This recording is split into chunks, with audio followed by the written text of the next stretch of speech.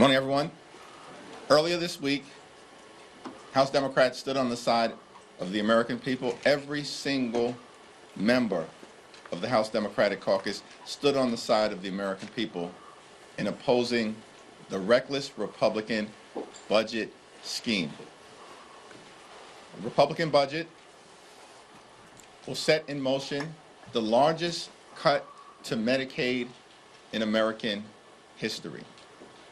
Children will be hurt, families will be hurt, seniors will be hurt, everyday Americans with disabilities will be hurt, hospitals will be hurt, and nursing homes will be hurt, all across America.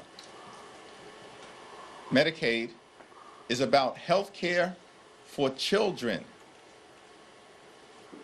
Medicaid is about medical care for people with disabilities. And Medicaid is about nursing home care for older Americans who are trying to live out their golden years with the respect and dignity that they deserve. Democrats will continue to stand on the side of the American people and stand against the reckless Republican budget that will end Medicaid as we know it, dramatically cut nutritional assistance for children, families, and veterans. And we will continue to stand up on behalf of the American people and against the far-right extremism that is being unleashed on the American people by Donald Trump, Elon Musk, and House Republicans. Questions? Good to see you.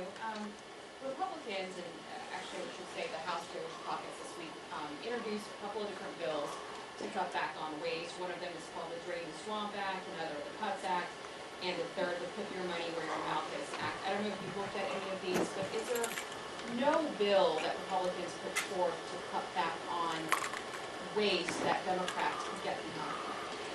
Democrats are prepared to identify waste, fraud, and abuse within agencies and departments across the federal government. Every organization, every institution should be scrutinized in a manner consistent with protecting taxpayer dollars. That is not what the DOGE effort is all about at this moment. Elon Musk and the DOGE minions that have been unleashed on the American people are actually stealing taxpayer data and stealing taxpayer money. Why does Elon Musk need access to the names, addresses, Social Security numbers, birth dates, and bank account information of the American people? He does not need access to it. And why is he seeking it? The House will continue to work hard to block him, and the courts need to continue to block him as well. Elon Musk has about $8 million in federal contracts per day. Per day. The average Social Security recipient in this country receives $65 per day. If Elon Musk and House Republicans are interested in identifying waste, fraud, and abuse, start with his contracts, if this was really a serious effort. But sir, I'm not talking about Elon Musk. I'm actually just talking about the DOGE caucus, and there are some Democrats that are trying to also work with Republicans. For example, this one bill would ask lawmakers to cut the congressional offices by $100,000 over the course of the year. Does that sound like something? I have not been briefed on any of these bills. Any effort, for the reasons I just articulated, led by Elon Musk in terms of the Trump administration, and Marjorie Taylor Greene in the House of Representatives, who chairs the DOGE subcommittee on oversight, are not serious. It's not serious. If you put Marjorie Taylor Greene in charge of the effort, it's not serious. Leader Jeffries, You said in a statement this morning that any spending agreement has to protect the administration of Social Security benefits. Could you please elaborate on what you're asking for there? Our position in terms of the budget and any agreement that we reach in connection with the American people has to protect Social Security, Medicare, Medicaid, veterans benefits, the nutritional assistance provided to children and families all across America, and the American people. Hands off Social Security, hands off Medicare, hands off Medicaid. That's not a position that is new. It's a position that House Democrats articulated from the very beginning of this Congress on January 3rd when I spoke on the House floor. Are you saying you want a moratorium on layoffs at the Social Security Administration? My statement speaks for itself. President Trump will be here next Tuesday for to address the joint session. What are your expectations? What are your expectations of your caucus? Who you talk about? Who you may be bringing? Just kind of flesh out what you're expecting to hear and see next Tuesday. There are two questions that Donald Trump needs to answer. Why has he failed to do anything to lower the high cost of living in the United States of America? And why has the Trump administration unleashed far-right extremism on the American people in a way that represents an assault on the American way of life? Paul? To follow up on that, about Tuesday, you were here 5 years ago when he delivered his last State of the Union address. If it's a similar style... I've forgotten it, by the way. You're welcome to remind me. Have you talked at all to your members about how they want them to behave Tuesday night, given how the minority party has acted in recent years?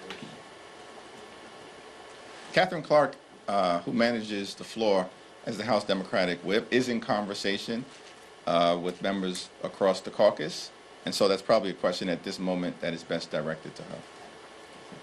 Back to this side. Yeah. We've seen that Mr. Ward over the last couple of weeks, Trump taking a rather aggressive approach to New York State, be it government pricing, be it whatever you want to describe as going on. What do you make of that, and why do you think it's happening? And what should Democrats be doing in response to that? Well, New Yorkers are not going to be intimidated by Donald Trump, the administration, or any of the efforts to try to hurt the people of New York City and the people of New York State. Governor Hochul and Tish James and the congressional delegation, both in the Senate and in the House, will continue to aggressively push back against any efforts initiated by Donald Trump, the Department of Justice, the Department of Homeland Security, or other aspects of the Trump administration to hurt the people we represent. We will not be intimidated, and we will continue to push back forcefully. Speaker Johnson has made it clear that a CR is necessary to avoid government shutdown. How was conversations going on between the two offices? He previously said that you guys added or introduced things that are pretty much a non-starter, like limiting the powers of the executive branch. What are those conversations that you like to take? Speaker Johnson and myself had not had a conversation about the appropriations bills because those conversations at the moment are being led by Rosa DeLauro on the Democratic side and Tom Cole on the Republican side. We have great confidence in the leadership of Rosa DeLauro to negotiate in a way that is consistent with the values of the American people and the things that matter, which is how do we lower costs for everyday Americans? And how do we protect things like Social Security and Medicare and Medicaid? How do we make sure that people can pay their bills? And how do we keep the American people safe? Those are the core issues that Democrats are working on behalf of the American people. Republicans have the House, the Senate, and the presidency. And as we just saw 2 days ago, Donald Trump managed to be able to convince reluctant Republicans to vote for the largest potential cut to Medicaid in American history.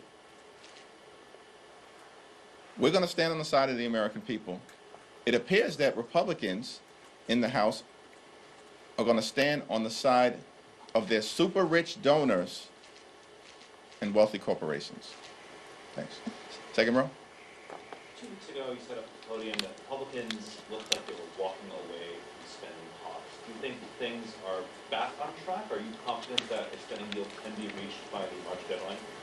Rosa DeLauro and Tom Cole continue to talk to each other as well as their Senate counterparts. So how concerned are you, and how concerned our Democrats are, that even if it is like what we describe as a clean CR, that the administration is actually going to spend the money that is appropriate? For instance, if USAID is in this continuing resolution, which right now the administration has defunded, do Democrats need to stand up and put these safeguards in place or put language in this continuing resolution that forces the administration to spend the money? We will continue to make clear that the law has to be followed, including as it relates to the funding of the Social Security Administration. The American people are understandably concerned, frustrated, angry, scared at the assault that has been unleashed on them by the Trump administration and the far-right extremists in Congress.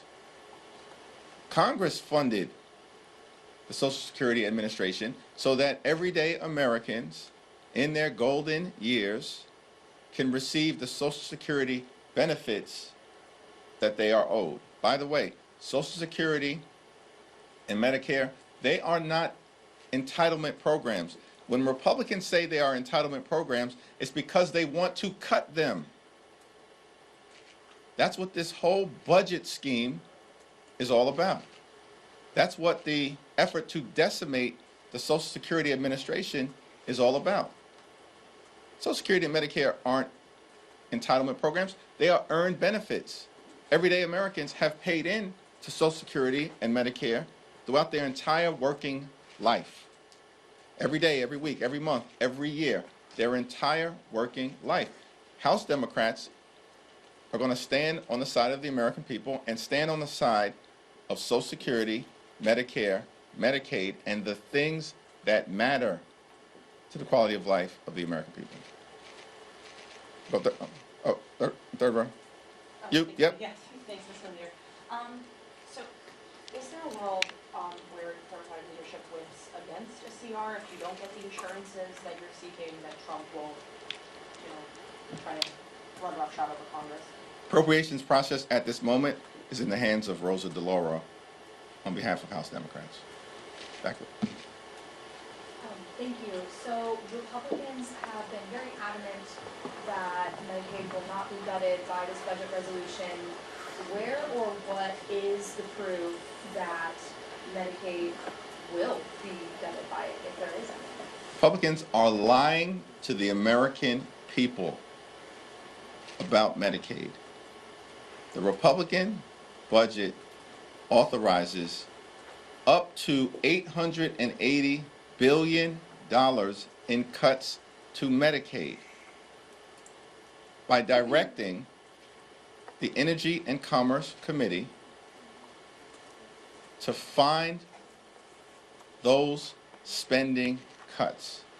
Everybody knows who has had any connection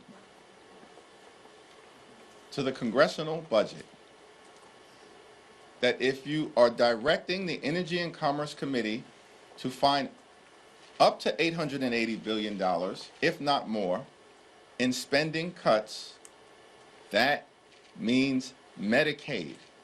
That will hurt children, hurt families, hurt everyday Americans with disabilities, and hurt seniors. I can't say it any other way. Republicans are lying. Prove me wrong. There's nothing more that I would like better, that we as House Democrats would like better, than for Republicans to prove us wrong, that they are not planning to cut Medicaid. Thank you, Leader. With CR negotiations still ongoing, you've had some Democrats say that they feel the relationship between leadership on both sides is at the worst point it's been in a very long time. Can you describe your relationship with Speaker Johnson and Republican leadership? Rosa DeLauro continues to lead the appropriations discussions on behalf of House Democrats. She's at the table. She's got a working relationship with Tom Cole, and let's see how those negotiations proceed. Are you worried that any Democrat will look at Republicans to become government open? Republicans have a responsibility to fund the government in a manner that meets the needs of the American people. We are going to continue to work hard to ensure that any spending agreement that is reached ultimately looks out for the health, the safety, the national security, and the economic well-being of the American people. We're focused on the core issues that matter, focused on the economy, focused on affordability, focused on the housing crisis that exists in the United States of America, focused on the fact that under the Trump administration, costs having gone down, they've gone up. Inflation is going up. What happened to lower grocery prices on day one? Last two questions. Some Republicans frustrated over the talks right now have mentioned a year-long CR. Where do you see where Democrats stand on that in your viewpoint, not DeLauro's? And when do you step in when negotiations with DeLauro do not get as far as you hope when it comes to March 14th? The negotiations are ongoing at this moment, led by Congresswoman Rosa DeLauro. In terms of any subsequent consideration of a year-long continuing resolution, that's a conversation that we'll have at the appropriate moment with the entirety of the House Democratic Caucus. Thank you, Mr. Leader. Can you just address more broadly sort of 2 points here? One, the president is coming next week to deliver the joint address, and I'm wondering what kind of response you expect from your side of the aisle. And secondly, can you just address the sort of conversation out there in the country among some Democrats, some progressive activists, who are just clamoring for their party to sort of do more at this moment, not just Tuesday, but writ large against what they see as, some see as an overreach, from the White House, and just a lot more than maybe voters might have been expecting. It's not just an overreach from the Trump administration, it's an aggressive overreach. It's a parade of horribles that the administration has unleashed on the American people. And we have to continue to push back aggressively in every way possible in defense of the American people, push back in the Congress, just like we did as it relates to the reckless Republican budget. We had members like Brittany Pedersen with her newborn baby who left Colorado with her newborn baby, Sam, brought him to the Congress because she understood the importance of standing on the side of the American people. We have members like Kevin Mullen, who is battling an infection after knee surgery, who literally left the hospital, got on a plane from Northern California, traveled with his wife because she needed to change his IV on the plane in order to make sure that every single Democratic voice was in the Congress on behalf of the American people to push back against the reckless Republican budget that will hurt everyday Americans. We're going to continue to aggressively push back in the Congress. We have to continue to push back aggressively in the courts. More than 100 different lawsuits have been filed related to over 35 different unconstitutional and illegal executive orders. Trump administration is not winning in court. They are losing in court, including most recently at the Supreme Court in a 7-2 decision. We know we can never trust Thomas and Alito to ever do the right thing. But the Trump administration just lost in court with respect to the Office of Special Counsel case in a 7-2 decision, and more will need to be done. And we'll continue to work with democracy reform groups as well as Democratic attorney generals to push back aggressively in court. And of course, we have to continue to push back aggressively in communities throughout America. The American people are taking notice of what's happening. We understand there's a lot of anxiety, concern, fear, shock, and anxiety as it relates to these events that continue to unfold. And House Democrats, of course, across the country, just like Brittany did, and just like Kevin Mullen did, will continue to rise to the occasion. Thank you.